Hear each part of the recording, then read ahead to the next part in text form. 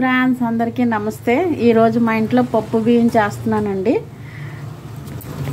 దీంట్లోని రైసు, పెసరపప్పు, కందిపప్పు ఒక గంట సేపు ముందు నానబెట్టుకోవాలండి. తర్వాత మిరపకాయలు, కొత్తిమీర, ఆనియన్స్, కరివేపాకు వేసుకోవాలండి. స్పూన్లు ఆయిల్ వేస్తున్నానండి. మనకి సరిపడా కొంచెం ఎక్కువ ఆయిల్ వేసుకుంటే చాలా టేస్ట్గా ఉంటుందండి. నేనైతే జీలకర్ర వేస్తున్నానండి. జీలకర్ర వేసుకుంటే బాగుంటుంది. ఆవాలు కూడా వేసుకోవచ్చు, కానీ మా ఇంట్లో తినరు. దానికోసం నేను ఓన్లీ జీలకర్ర ఒకటే వేస్తున్నాను. నెక్స్ట్ ఇక పచ్చిమిరపకాయలు వేసుకోవాలండి. పచ్చిమిరపకాయలు వేసుకుంటే బాగుంటుంది. వేగిన తర్వాత కొంచెం వేగిన తర్వాత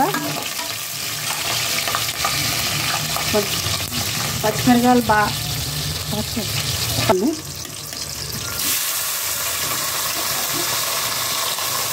మరి ఒక 2 గ్లాసున్నర బియ్యం అయితే కనుక 6 గ్లాసు పప్పు వేసుకోవాలండి. కందిపప్పు 6 గ్లాసు పెసరపప్పు వేసుకోవాలి. ఇంకండి బియ్యం వేసాను. పప్పు బియ్యం అన్నీ వేసిన తర్వాత కాసేపు ఇలా వేయించుకోవాలండి.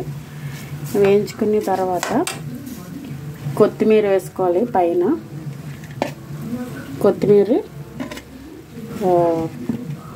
ఆనియన్స్ కూడా వేసుకోవాలండి. చిన్న చిన్న ఆనియన్స్ ఉంటే కనుక మామూలుగా పైన స్కిన్ తీసి ఒకటే వేయాలండి. కుదిరాక కరివేపాకు కూడా వేసుకోవాలి, బాగుంటుంది. తగిన పసుపు కూడా వేస్తున్నాను, 1 స్పూను. బాగుంటుంది వేసుకుంటే, అంటే ఎల్లో కలర్లో వస్తుంది. ఉప్పు అయితే రుచికి సరిపడా వేసుకోవాలండి. మనం ఎంత టేస్ట్ కావాలో అంత ఉప్పు వేసుకోవాలి. నేనైతే 1 స్పూను కొంచెం వేసానండి. గ్లాసున్నర, ఒక 4 గ్లాసుల బియ్యం ఉంటే 2 గ్లాసుల బియ్యం అంటే 4 గ్లాసుల వాటర్ వేసుకోవాలండి. ఇంకొండి బాగా కలుపుకుంటే చూసారా ఎంత కలాయింపులు వచ్చిందో కలరు. తర్వాత బాగా కలిపిన తర్వాత మనం టేస్ట్ చూసుకొని కుక్కర్ మూత వేసుకోవడం అయితే పెట్టేసుకున్నామండి.